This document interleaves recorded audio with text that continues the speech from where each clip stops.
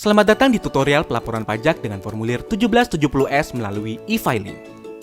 Tutorial ini berlaku untuk Anda yang merupakan karyawan berpenghasilan di atas 60 juta per tahun. Hal yang pertama kali Anda harus siapkan adalah bukti potong yang Anda peroleh dari perusahaan tempat Anda bekerja. Anda dapat menggunakan perangkat baik laptop, tab, atau smartphone yang terkoneksi dengan internet. Pertama, buka situs www.pajak.go.id lalu tekan login. Setelah itu, isikan nomor pokok wajib pajak dan password, serta kode keamanan dan klik login. Anda akan diarahkan ke dashboard layanan digital perpajakan. Klik pada tab Lapor, klik pada ikon e-filing, kemudian klik Buat SPT. Anda akan diberikan beberapa pertanyaan terkait dengan status Anda. Anda dapat mengisi melalui formulir, panduan, atau upload SPT. Pada tutorial ini, kita akan menjelaskan pengisian SPT 1770S menggunakan formulir. Maka, pilih opsi dengan bentuk formulir.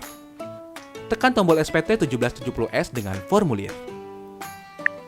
Tahapan pertama dalam pengisian SPT adalah isi data formulir.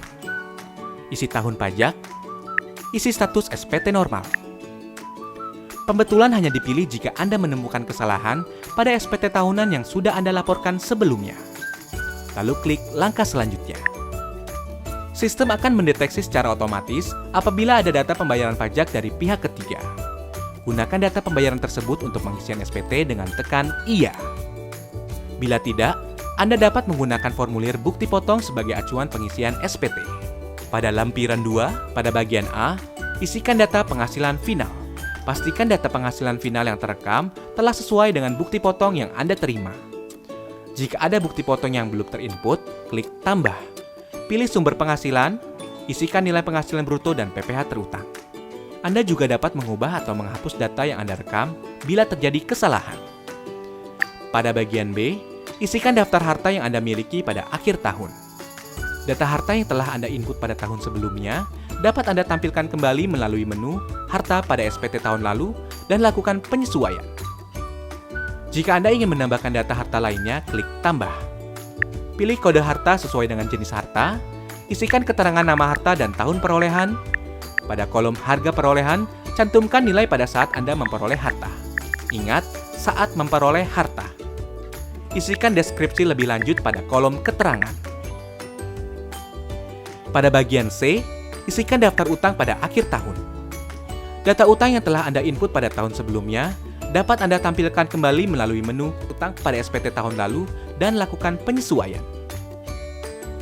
Jika Anda ingin menambahkan data utang lainnya, klik tambah. Pilih kode utang sesuai dengan jenis utang, nama pemberi pinjaman, alamat pemberi pinjaman, tahun pinjaman, dan jumlah utang yang tersisa pada akhir tahun. Klik lanjut. Pada bagian D, isikan daftar susunan anggota keluarga sesuai dengan kondisi pada awal tahun pajak SPT yang Anda laporkan. Klik langkah berikutnya. Pada lampiran 1, bagian A, isikan penghasilan bersih yang diperoleh dari dalam negeri yang bukan final antara lain bunga, royalti, sewa, penghargaan dan hadiah, keuntungan dari penjualan atau pengalihan harta, penghasilan lainnya. Pada bagian B, isikan penghasilan yang tidak termasuk objek pajak sesuai dengan pasal 4 ayat 3 Undang-Undang Pajak Penghasilan. Pada bagian C, isikan daftar pemotongan atau pemungutan pajak dari bukti potong yang telah Anda terima. Isikan jenis pajak, NPWP pemotong pajak yang valid, nomor bukti pemotongan atau pemungutan, tanggal bukti pemotongan atau pemungutan, dan jumlah PPh yang dipotong atau dipungut. Klik langkah berikutnya. Pada induk SPT, isikan data identitas berupa status perkawinan, status kewajiban pajak suami atau istri, dan NPWP suami atau istri jika diperlukan. Pada bagian A, poin 1, isikan penghasilan neto dalam negeri sesuai dengan bukti potong yang Anda terima. Poin 2 akan otomatis terisi dari data yang telah Anda isikan pada lampiran sebelumnya.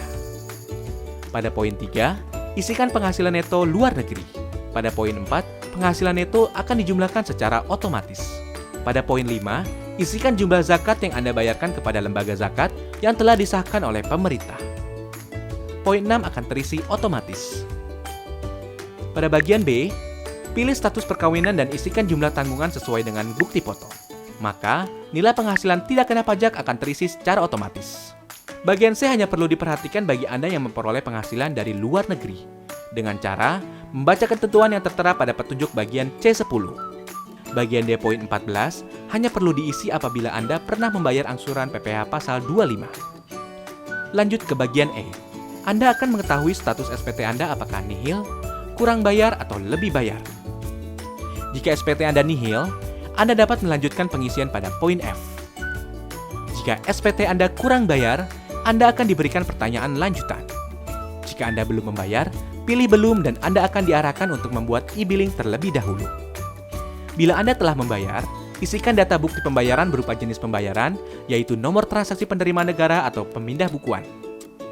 Isikan kode NTPN atau pemindah bukuan Anda, lalu isi tanggal dan jumlah pembayaran. Jika SPT Anda lebih bayar, silakan unggah dokumen pendukung berupa bukti pemotongan pajak dari perusahaan atau bukti pembayaran lainnya. Pada poin F, hanya dikhususkan bagi Anda yang secara rutin memiliki status SPT kurang bayar. Lanjut ke pernyataan. Centang pernyataan setuju bila Anda yakin bahwa data yang Anda isikan sudah benar. Langkah terakhir adalah ambil kode verifikasi. Secara otomatis kode verifikasi akan dikirimkan melalui email Anda. Salin kode tersebut pada kolom yang disediakan, klik kirim SPT, maka SPT Anda akan terekam pada sistem DJP. Anda akan mendapatkan bukti penerimaan elektronik sebagai bukti bahwa Anda telah melaporkan SPT. Jika Anda masih memerlukan bantuan, silakan kunjungi www.pajak.go.id atau telepon ke Kering Pajak 1500 200. Subscribe channel YouTube Ditjen Pajak RI untuk memperoleh informasi dan tutorial lain. Pajak kuat, Indonesia maju.